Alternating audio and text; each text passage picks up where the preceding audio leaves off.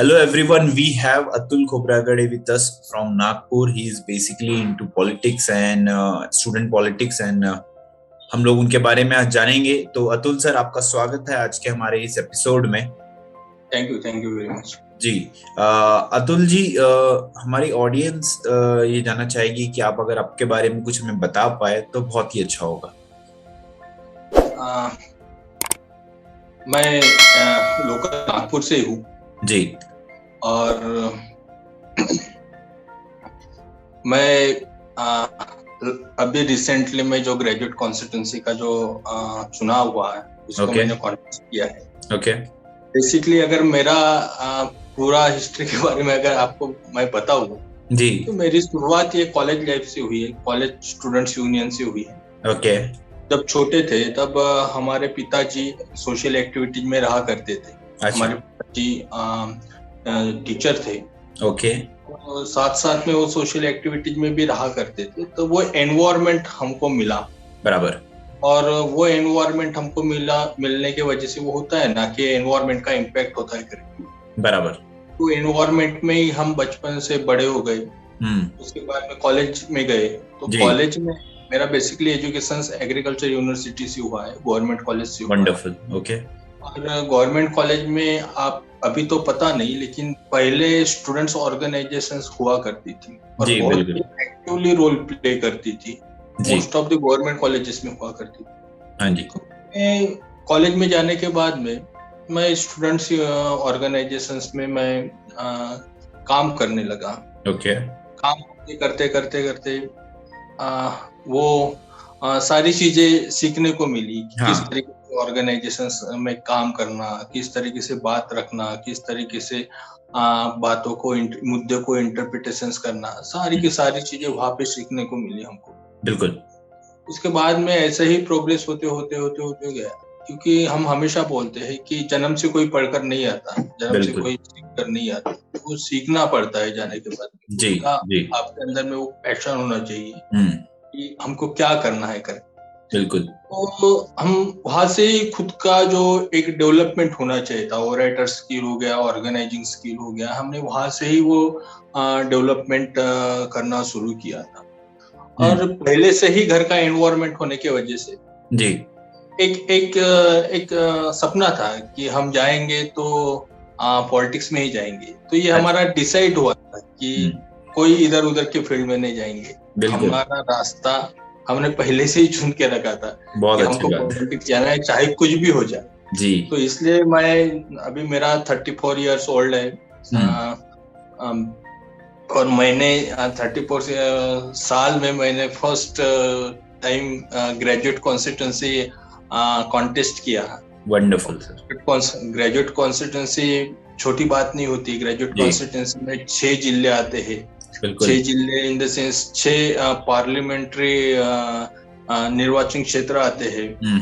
Near about 36 MLC के जो विधानसभा जिसको बोलते आते हैं, ये सारा का सारा कवर और सिंगल हैंडेड ऑर्गेनाइजेशंस के बेस के ऊपर। बिल्कुल। और सारे के सारे यंगस्टर आपने अगर वो हमारा कैंपेनिंग देखा होगा तो आपको समझ में आया होगा कि जो एग्जिस्टेंस पॉलिटिकल पार्टियां है उनके कंपेयर में हमने इंडिपेंडेंटली वो काम किया था। उस तरीके से हमने यहाँ तक आए हैं। Wonderful sir. बहुत अच्छा सर, बहुत अच्छा। तो ये जो आपकी जर्नी रही है as a student to come into student education से education policies making and politics में, ये बहुत ही अमेजिंग रही है। मैं इसमें जानना चाहूंगा sir, what is the main reason to come into your politics? आपका रीजन क्या था मेन, बेसिकली अगर हम जानना चाहें? हाँ, बेसिकली मेन रीजन ये है कि पॉलिटिक्स के बारे में यंगस्टर में या न्यू जनरेशंस में बहुत ही निगेटिविटी डाली गई है। बिल्कुल। वो इंटेंशनली वो डाली है। ओके।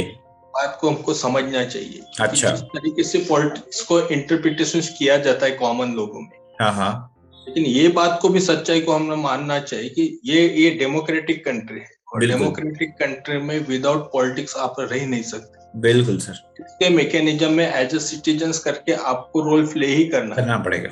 इस तरीके से एक रूमर्स क्रिएट किया जाता है कि पॉलिटिक्स गंदी चीज है। पॉलिटिक्स गंदी किन लोगों के लिए चीज है? जो कॉमन लोग है। बिल्कुल। तो कॉमन फैमिली से आते हैं, जो ग्राउंड लेवल से आते हैं, उन लोगों के लिए। लेकिन जो लोग ऑलरेडी पॉलिटिक्स में एग्जिस्टेंस है, उनके बच्चे तो जनरेशन टू जनरेशन पॉलिटिक्स में ही करते हैं। बिल्कुल सर।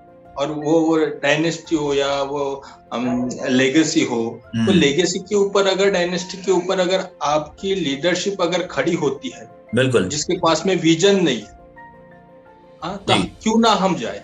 बिल्कुल हम जा सकते हैं। और जिस तरीके से रूमर्स क्रिएट किया जाता है कि पॉलिटिक्स बोले तो आपके पास में फैमिली पॉलिटिकल बैकअप होना चाहिए, आपके पास में फाइनेंशियली बैकअप होना चाहिए, मैं इस चीज को नहीं मानता। बिल्कुल सर। आपके अंदर में गट्स है, आप अगर सही तरीके से प्रैक्टिसेस करते हो पॉलिटिक्स के अंदर में, तो आप वो सारी चीजें अचीव कर सकते हो। बिल्कुल सर। ये मैंने एक्सपीरियंस लिया है और ये इसके ऊपर मेरा पूरा का पूरा विश्वास है। बिल्कुल। दूसरी बात ये है कि क्या होता है ना कि इंडियन पॉलिटिक्स ये रिएक्टिव पॉलिटिक्स है और हमको ये थोड़ा सिनेरियो चेंज करना पड़ेगा। हम जो लोगों के पास में जाते हैं, लोग हम कोई मुद्दे उठाते हैं, तो वो पॉलिसी पॉलिटिक्स होनी चाहिए। बिल्कुल। क्या गलत है उसके ऊपर नहीं बात करना है, सही क्या दे सकते हैं। जब तक हम ये पॉजिटिव तरीके से सारी की सारी चीजें रखेंगे नहीं, तब तक हम विजनरी तरीके से इस देश को लेके नहीं जा सकते। बिल्कुल, ये फैक्ट है। कॉन्स्टिट्यूशन जो है इस देश का, ये सिर्फ कॉन्स्टिट्यूशन, ये बेसिक लॉ नहीं है, ये एक विजनरी डॉक्यूमेंटेशन भी है। बराबर सर। इस तरीके से पिछले 60 सालों में इस देश के पॉलिटिशियंस लोगों ने उस विजनरी डॉक्यूमेंटेशन को प्रैक्टिकली इम्प्लीमेंट करना चाहिए था। वो नहीं करने के वजह से आज भी देखो कि दुनिया के कंपेयर में आज हम कहाँ पे हैं। बिल्कुल। दूसरी बात यह है कि मेरा बेसिक जो ये है, मैं पॉलिटिक्स में इसलिए आया कि जो कॉमन लोगों के जो सवाल है, जिनका वॉइस नहीं है, उनका वॉइस कैसा बन सकता। बिल्कुल। मैं ये सारे सीनियरों में देखता हूँ तो बहुत सारे प्रॉब्लम्स है, बहुत सारे दिक्कतों से यूथ को सफर करना पड़ता, कॉमन आदमी को सफर करना पड़ता। आज बेसिक चीजें उसकी वायलेट होने लगी हैं। आज जो एजुकेशन है वो एजुकेशन सही तरीके से नहीं मिला है। यूथ के पास, यूथ ग्रेजुएट्स है, लेकिन ग्रेजुएट्स होने के बावजूद भी उसके पास में जॉब नहीं है, फ्रस्ट्रेटेड हो रहा है। बिल्कुल सर। दूसरी बात, तीसरा हमारा एक इम्पोर्टेंट मुद्दा है कि मैं जिस रीजन से बिलोंग करता हूँ, विदर्भ रीजन है, वो ओवरऑल महाराष्ट्र के पॉलिटिकल सिनेरियो में उसको बैकवर्ड एरिया बोला जाता है। ठीक है, आप मानते हो ये बैकवर्ड एरिया है, लेकिन उसको इंटेंशनली एजुकेशनली बैकवर्ड, इंडस्ट्रियल के हिसाब से बैकवर्ड या डेवलपमेंट के हिसाब से बैकवर्ड इस देश के पॉलिटिकल लोगों ने किया है, महाराष्ट्र के पॉलिटिशियंस लोगों ने किया है। बिल्कुल। आज हम हमेशा बोलते हैं कि नागपुर में पढ़ने वाला यूथ को वेस्टर्न महाराष्ट्र में, मुंबई, पुणे में माइग्रेंट होकर जॉब के लिए क्यों जाना पड़ता, तो सबसे बड़ा बेसिक सवाल है। बिल्कुल। क्या हमारे पास में इंडस्ट्रियल जोन एम्पायर खड़ा नहीं हो सकता? हमारे पास में क्या नेचुरल रिसोर्सेस नहीं है कि जिसके बलबूते के ऊपर हम यहाँ के विदर्भ में हम इंडस्ट्री डेवलप नहीं कर सकते? लेकिन पॉलिटिकली रिप्रेजेंटेशन स्ट्रांग नहीं होने की वजह से, बिल्कुल, पॉलिटिकली रिप्रेजेंटेशन स्ट्रांग नहीं होने की वजह से ये सारी दिक्कतों का सामना करना पड़ रहा है। जी सर। तो वही चीजों को हमको दुरुस्त करना है, वही चीजों को हमको सुधारना है, और ये सारी की सारी डेवलपमेंट की राजनीति करने के लिए, हम किसी एलिगेशंस की रिएक्टिव पॉलिटिक्स करने के लिए नहीं। तो इसलिए हम बोलते हैं कि पॉलिसी पॉलिटिक्स होनी चाहिए, वो रिएक्टिव पॉलिटिक्स नहीं होना चाहिए। अब पॉलिटिक्स का सिनेरियो चेंज करना चाहिए। तो वही बेसिक चीजों को लेके हम राजनीति में आए हैं। ओके। 2017 में हमने नागपुर यूनिवर्सिटी का एक मॉडल बेसिस के ऊपर सीनेट का इलेक्शंस हमने कॉन्टेस्ट किया। ओके। अभी हमारे बहुत सारे लोगों को ये नहीं पता होता है कि हम ग्रेजुएट्स होते हैं, पोस्ट ग्रेजुएट्स होते हैं, पीएचडी होते हैं, लेकिन ये जो जिस यूनिवर्सिटी में हम पढ़ते हैं, जिस इंस्टीट्यूट में हम पढ़ते हैं, वहाँ की पॉलिसी मेकिंग कौन। 2017 में हमने सीनेट का इलेक्शन कॉन्टेस्ट किया था। हमने फर्स्ट टाइम लोगों को बताया कि ऐसा कोई इलेक्शन होता है, यूनिवर्सिटी में मैनेजमेंट काउंसिल होती है, एकेडमिक काउंसिल होती है। वहाँ पे जाने के बाद में हम सही तरीके से अपने एरिया के बच्चों को, हम अच्छे तरीके से इस यूनिवर्सिटी में पढ़ने वाले लड़कों को हम सही तरीके से एजुकेशन दे सकते। जब हम इलेक्शन कॉन्टेस्ट करके वहाँ के मैनेजमेंट बॉडी में हम जाएंगे, जब एकेडमिक बॉडी में जाएंगे, जब हम बोर्ड ऑफ स्टडीज में जाएंगे तो उसके लिए जाना पड़ेगा। बराबर। क्या किया है कि एजुकेशन को हमने पेट पानी का साधन करके ही देखा है अभी। बस बराबर। वो बेसिकली प्रॉब्लम होता है। तो हमने वो वहां से शुरुआत, हमने मॉडल बेसिस के ऊपर वो हमने इलेक्शन कॉन्टेस्ट किया। ओके। उसके बाद में हमको वहां पे अच्छा खासा सक्सेस मिला। हमने 2 सीनेटर्स चुन के लाए, 4 सीनेटर्स हमारे फर्स्ट अटेम्प्ट पे। तो इससे हमारा कॉन्फिडेंस लेवल बढ़ा और सारा का सारा वॉलंटियर बेसिस के ऊपर का। हम कोई पॉलिटिकल पार्टीज के लोग नहीं थे, सारे के सारे यंगस्टर लोग थे। हम कलेक्टिवली काम कर रहे थे। आपको शायद पता होगा कि खूब लड़ लो बेकी ने आता लड़ो एक ही नाम का एक सिंबॉलिक एक अपीलिंग ऐसे एक कैंपेनिंग चलाते। वो कोई ऑर्गेनाइजेशन नहीं है, लेकिन लोगों को अपील करने के लिए इस तरीके का हम ऑर्गेनाइजेशन चलाते। तो उसके माध्यम से हमने वो कॉन्टेक्ट, फिर उसके बाद में फिर हमने आगे की रणनीति आकी की अभी आगे किस तरीके से आगे जाना। फिर उसके बाद में ग्रेजुएट कॉन्स्टिट्यूंसी का इलेक्शन कॉन्टेस्ट किया और उसमें भी अच्छा खासा हमने परफॉर्मेंस किया। ठीक है कि हम जीत कर नहीं आ सके वहां पे, लेकिन जो एक ट्रेडिशनल तरीके से जो ग्रेजुएट कॉन्स्टिट्यूंसी चल रहा था उसको तोड़ा आप लोगों ने। हमने ब्रेक किया। बिल्कुल। और लोगों में अवेयरनेस क्रिएट करके, ठीक है कि वक्त के ऊपर वोटिंग डाइवर्ट हुआ होगा, लेकिन उस वो ट्रेडिशंस को हमने ब्रेक किया। इस बात का हमको अच्छा लगता है कि हमने कुछ तो भी किया करके। बिल्कुल सर, बिल्कुल। बहुत ही शानदार काम है। साथ ही सर मैं ये जानना चाहूंगा कि स्टूडेंट्स का पॉलिटिक्स में कितना इम्पोर्टेंस है? बहुत ज्यादा इम्पोर्टेंस है, लेकिन वो अवेयर होना चाहिए। ओके। वो एनर्जेटिक रहता है। वो जब खड़ा सोसाइटी के आगे जब खड़ा रहता है तो उसको 10 लोग तो भी सुनते हैं। वो उसको जो करंट जो प्रॉब्लम्स होते हैं, जो प्रेजेंट प्रॉब्लम्स होते हैं, बेसिकली क्या होता है ना, पॉलिटिक्स में रूमर्स क्रिएट किया जाता है। 2021 में हम अगर स्टूडेंट क्यों नहीं आता या यूथ क्यों नहीं आता राजनीति, उसके पीछे का सबसे बड़ा रीजन ये है कि हम 2021 में हम राजनीति करते हैं और 1990 के सवाल उठाते हैं। उससे यूथ से कोई लेना देना नहीं रहता, उसका और यूथ का कोई लेना देना नहीं रहता। इस वजह से जिस पैमाने के ऊपर यंगस्टर ने राजनीति में आना चाहिए, और मुझे ऐसा ऑब्जर्व हो रहा है कि पर्टिकुलरली किसी क्लास के लोगों को राजनीति से दूर रखने के लिए ही इस तरीके की एक निगेटिव सिस्टम क्रिएट किया जाता है कि इस क्लास की बात कर रहा हूँ मैं मिडिल क्लास लोगों, जो नॉर्मल फैमिली, जो ग्राउंड लोग, उनको आने नहीं देने के लिए ही वो उस तरीके का वो सिनेरियो बनाया जाता है। उस तरीके का वो डिस्कोर्स होता है, उस तरीके से वो डिस्कशंस होता है। और ये कॉमन आदमी राजनीति में नहीं आने की वजह से जो लेगेसी और डायनेस्टी जो बोलते हैं वो डोमिनेंट राजनीति में ऑटोमेटिकली वो डोमिनेंट हो, स्पेस ही नहीं रहता। तो मुझे ऐसा लगता है कि कॉमन लोगों ने आना चाहिए। कॉमन लोगों के सवाल जितने अच्छी तरीके से एक कॉमन आदमी उठाकर रख सकता है दुनिया के आगे, मीडिया के आगे या राजनीति में कोई हाउस में, उस तरीके का सवाल कोई डायनेस्टी से आया हुआ आदमी या जो पारंपरिक तरीके से किसी आमदार खासदार का बच्चा नहीं उठा, क्योंकि उसको ग्राउंड लेवल की रियलिटी नहीं पता रहता। तो मेरा हमेशा ये अपीलिंग रहता है कि यंगस्टर लोगों ने राजनीति में आना चाहिए और विजन लेके राजनीति में आना चाहिए। ये भी एक प्रोफेशन हो सकता है अगर आप सही तरीके से काम कर। इतना ही है कि थोड़ा क्या बोलते हैं उसको, बहुत ही आपको पेशेंस रखना पड़ता है। एक साथ सारे के सारे रिजल्ट नहीं आते। मैं भी अभी लास्ट ईयर मैं जब ग्रेजुएट कॉन्स्टिट्यूंसी जब मैं कॉन्टेस्ट किया, इसका मतलब मैं खड़ा हो गया और कॉन्टेस्ट किया ऐसा नहीं है। मैं पिछले 15-13 सालों से 12-13 सालों से मैं ग्राउंड के ऊपर हायर एजुकेशन सिस्टम में काम कर रहा हूँ, लोगों के यूथ के बेसिक सवालों के ऊपर काम कर रहा हूँ। बराबर। और ऐसा नहीं, काम करना इम्पोर्टेंट होता है।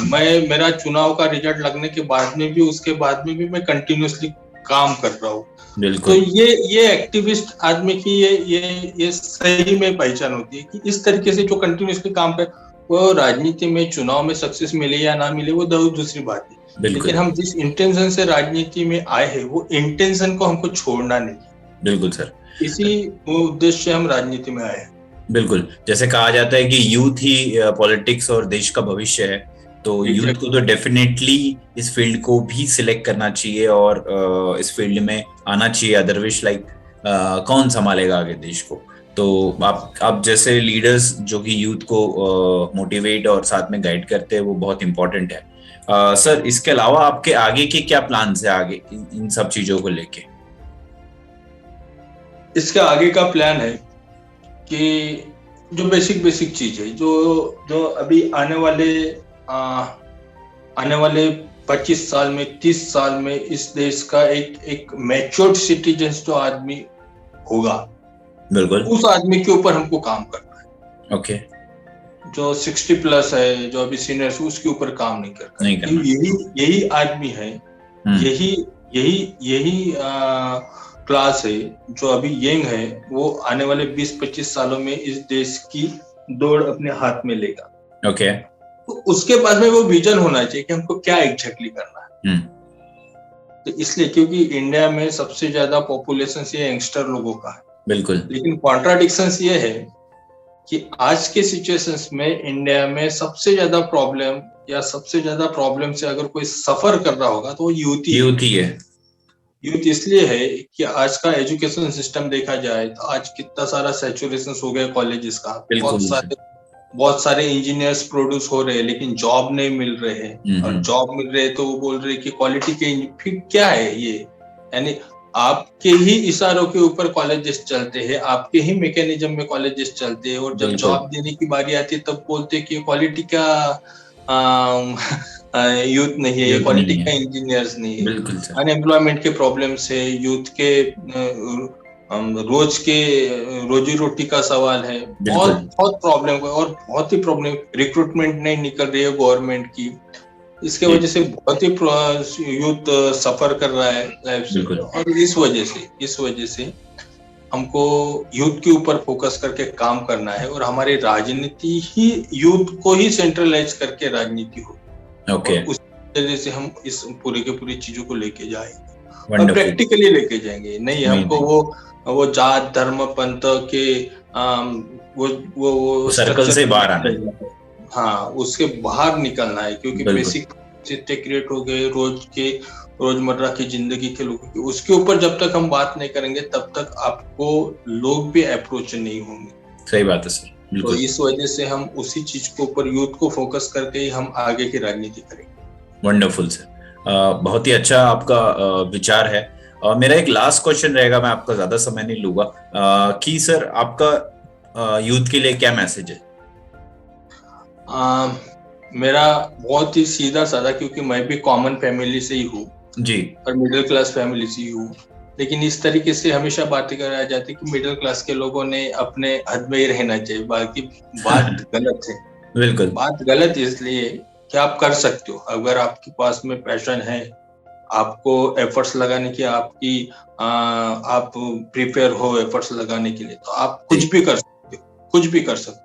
मेरा ऐसा कहना नहीं है कि आप पॉलिटिक्स में आए करके, आप कहीं पे भी जाओ, आप अच्छे आर्टिस्ट बनो, आप अच्छे सिंगर्स बनो, आप अच्छे स्पोर्ट्समैन बनो, आप अच्छे कहीं पे भी जाओ, लेकिन वहां की एक्सेलेंसी आप में होनी चाहिए। बिल्कुल। आप उसके पास में एक्सेलेंसी तभी आएगी जब ऑनेस्टली काम करोगे, हार्ड वर्किंग करोगे, और एक फोकस लेके आप ये सोचना चाहिए। कॉमन अगर रहना है तो हम कॉमन ही रहेंगे, लेकिन हम अगर कोई भी फील्ड में अगर जाना है तो एक्सीलेंसी ही अपने को अचीव करना पड़ेगा। तब कहीं जाके कि लगेगा कि हाँ ये आर्टिस्ट है, ये मैं हुसैन ये है, ये लता मंगेशकर है। ये जब आता है जब आपके पास में वो एक्सीलेंसी हो। बिल्कुल बिल्कुल, बहुत ही अच्छा मैसेज है सर यूथ के लिए, और साथ ही मिडिल क्लास फैमिलीज के लिए, कि जिस भी एरिया में काम कर रहे हो उस एरिया में बेस्ट ऑफ द बेस्ट आप कीजिए, एंड आपको सक्सेस मिलेगी। क्योंकि एक कहावत है कि सर्वाइवल ऑफ द फिटेस्ट की बात है अभी, तो आप अगर जो भी बेस्ट करेगा वही आगे पाएगा। तो thank you so much Atul sir, आपने मुझे समय दिया, एंड स्टूडेंट पॉलिटिक्स और यूथ की इश्यूज आपने हमारे सामने रखे, एंड आगे ही आपसे ऐसी बातचीत होती रहेगी। And thank you so much sir platform पे आने के लिए। आपने मेरे को इनवाइट किया इसलिए आपका भी thank you. Thank you so much sir.